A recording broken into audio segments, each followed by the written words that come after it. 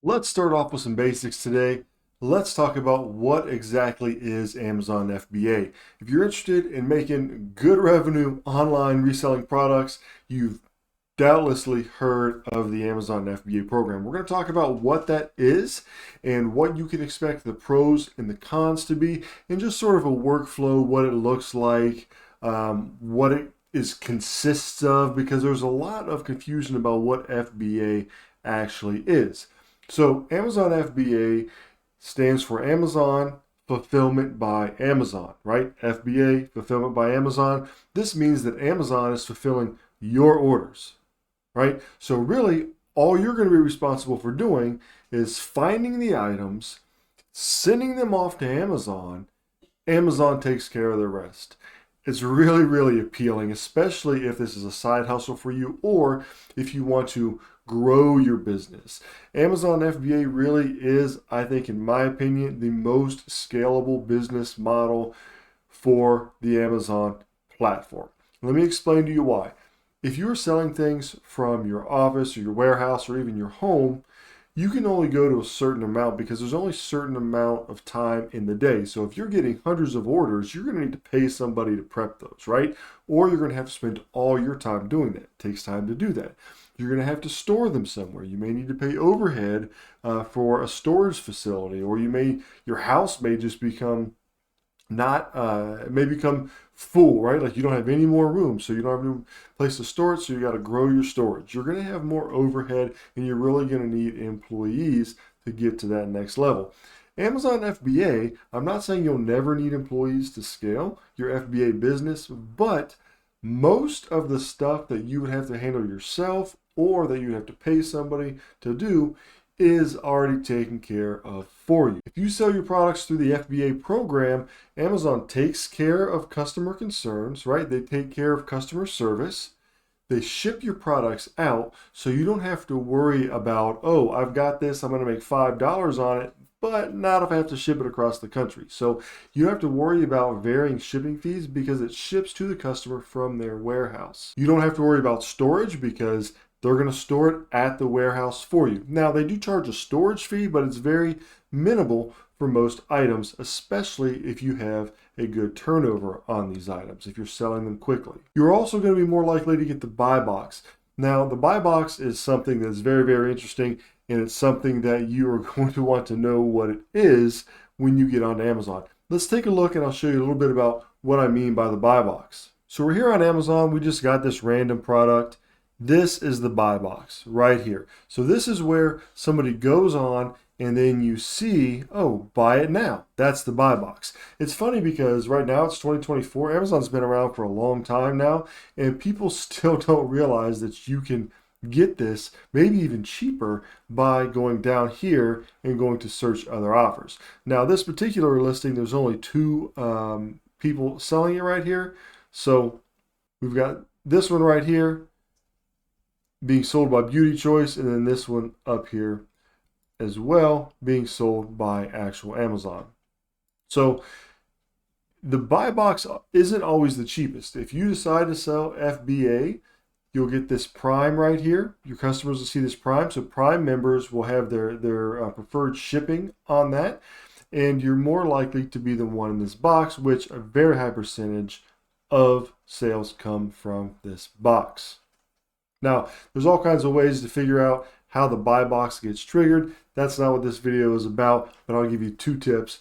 One, it very much prefers people who are selling through the FBA program, and two, it's a lot of times the price, but not always. You see, the cool thing about Amazon FBA is that sometimes you can get a higher price for items winning the buy box if other people are shipping it from their warehouse or from their own business and not doing it through FBA. Even though they're cheaper, you may still get the priority of the sale. Let me show you what I mean. We're going to pull up this extension right here called Profit Guru, and what this does is this basically calculates profit and some other data. There's a link for this down below. They're nice enough to sponsor this video and hook me up with this here. But I really recommend it as a way to get to the bottom of making good buying decisions. So there is a link down in the description below. It'll give you a discount. It'll help me out. So if you're interested in something like this, feel free to check that out. So let's look at it real quick and find out why FBA is going to get you a higher price at times. So here's the extension right here. The main part of it is this right here. Here's the sales price of this item, okay? And you can set your desired ROI. Like if we want a 30%, it'll tell you how much you have to find this item for. So if this is something you wanted to sell and you wanted to make 40% on it, or 30% rather, you'd have to sell that, you'd have to buy it rather for $8.48. That's your cost. So you can go out there and look and see if there's anything out there that you can get for this price or lower, and then you'll know how much you're going to make. It tells you right here. Now, there's also this, which is going to bring up the sales rating, the bestseller rank, and then also the current listings. This is like a keeper graph, right? So you get to that by just clicking on View Details, and this is what I want to talk about. Look at this right here. This blue line is new. All this orange here is Amazon, and then this is the buy box with shipping, this pink line. Now it's sort of hidden there behind this blue line and the yellow line, but anytime it's right here, the buy box with shipping, if that's parallel with Amazon, it's pretty much meaning Amazon has the buy box. But if you look over here and you see right here, the buy box goes up to 20 and Amazon is at 18. So in this particular case, there's a third-party seller, in other words, not Amazon, and they are actually getting the buy box at a higher price than what Amazon is even selling it for. So now imagine you have some other sellers down here that aren't even FBA.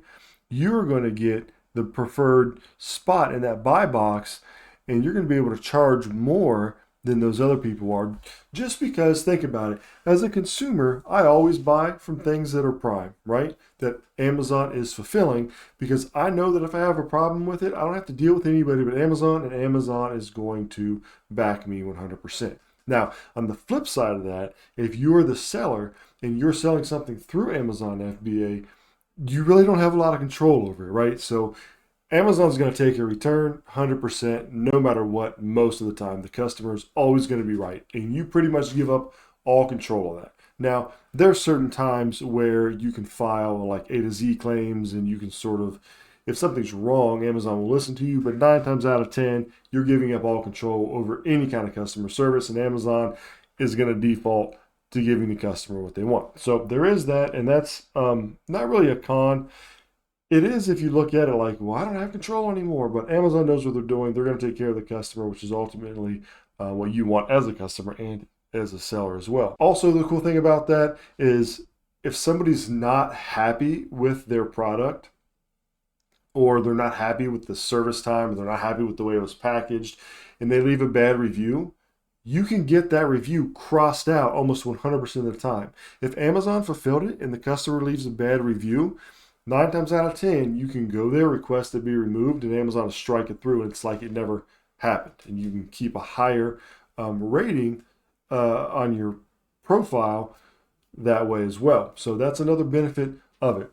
But the buy box is going to be a big, big thing for Amazon FBA. Now, what does this all cost, right? What's the catch here? So Amazon's taking care of customer service. They're providing the logistics for the shipping. They are taking the hit for negative reviews sometimes. They're storing your items. There's a lot there that you would have to really pay somebody else to do if you weren't paying Amazon. So what's the catch? Well, there's fees involved, right? The fees for Amazon FBA are higher than if you're doing a merchant fulfilled, if you're fulfilling the orders yourself. So again, let's look over here at Profit Guru, and we can break these fees down. So you get the referral fee, everybody pays that. Amazon fee, everybody pays that. Look at this, the FBA fee. This is where people sort of get lost because the fee is higher. So out of $18, they're going to be taking $4 of that. So when people say, hey, I bought something for $5 and sold it for $18 through FBA, they didn't make $13. They had to pay fees on that. Now, the plus side is they didn't have to pay shipping or anything like that, but they are having to pay some fees, and you can see that right there with this $4.24. You can always tell when somebody's doing FBA as well because it'll say this on the listing. It will say right here, sold by, for example, Maxsoft, and ships from Amazon, and it's Prime. So this is the seller, Maxsoft, and this is who it's being fulfilled by, Amazon. So these people are selling this FBA. So how does all this look? Because whenever I post content and I'll say something like, hey, I bought this for this much and I'm selling it for this much, say I paid $2, I'm selling it for $9.99. There will inevitably be people that say, how are you making money on that after shipping? Well, that is a person who doesn't understand fulfillment by Amazon, because I'm not just sending that one item in to Amazon FBA. As a matter of fact, you should rarely ever do that. You can send either preferred carrier, or you can send LTL, which is less than a truckload if you have pallets and stuff like that. Or you can send with your own carrier as well. But you're going to save a lot if you're doing it through the preferred carrier, which is going to be UPS. So you're sending in multiple items, all right? This is huge for Amazon FBA. It ends up being, for me, I send in about 45 to 50 pound boxes to the warehouses. So I will buy a bunch of items. I will list them all. I'll create a listing. I will put all those multiple items, let's just say 30 items, in a box. I will package it up, and then I will give the dimensions and buy the shipping through Amazon.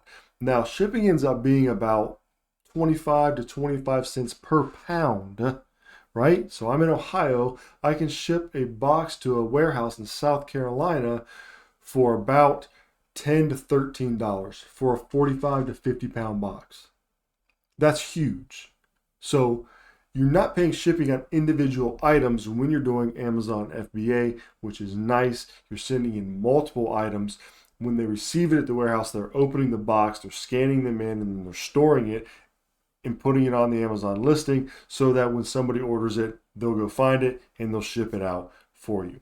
So that's really the beauty of it. You know, they take care of a lot of stuff: storage, customer service, logistics, shipping, packaging, all that. Your only real responsibility is making sure you find profitable products, packaging them correctly, and following the Amazon FBA guidelines for sending items in. Now, I wouldn't worry too much, because if you ever mess up on something and say you don't send in the right amount of items, or something needed a poly bag and you didn't poly bag it, or say your box was a little heavy, they'll still take it, but they're just going to charge you a fee for it, right?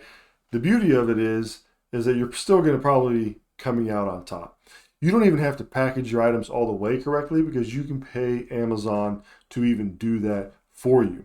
Now, it's going to cost you a lot more, but it's a time versus money kind of thing. Maybe it's worth it for you not to prep it, so you'll pay them to do it. For me, I typically label all of my own products. It saves a lot of money over the long run, but that is a service that they offer as well. So the big takeaway here, Amazon FBA, is it for you?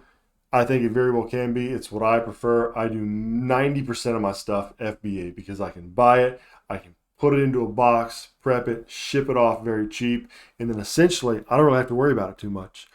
I can adjust the prices and stuff like that, or use a repricer. I use Be Cool for a repricer. I've been using it for years.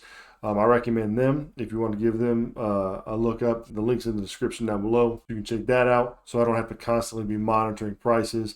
But really, other than that, you're pretty much off the hook for everything, right? I mean, you still have to take responsibility if something ultimately goes wrong, but Amazon takes care of everything else.